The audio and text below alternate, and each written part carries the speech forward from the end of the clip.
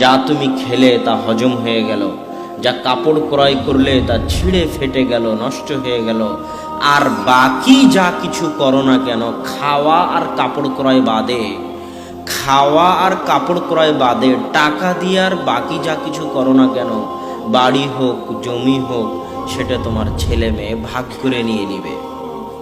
আল্লাহু আকবার, কত বড় কথা!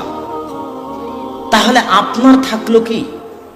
এই যে 30-35টা বছর আপনি পরিশ্রম করলেন, হাড় ভাঙ্গা খাটুনি খাটছেন, মাঠে জমিতে চাষাবাদ করতেছেন, মাথার ঘাম পায়ে ফেলে, সেই টাকা দিয়ে খাবার খেয়ে খাবার হজম হয়ে গেল, জামা কিনে জামা নষ্ট হয়ে গেল, আর বাকি যা কিছু করলেন, আল্লাহ রাসূল বলতেছে আপনি শুধু মরেই দেখেন। আপনি যেমন আপনার বাপের জমি জায়গা ভাগ করে নিয়েছেন, আপনার ছেলে মেয়ে তেমনি আপনার জমি জায়গা ভাগ করে নেবে, ওটা আপনার নয়। তাহলে আপনার থাকলো কি?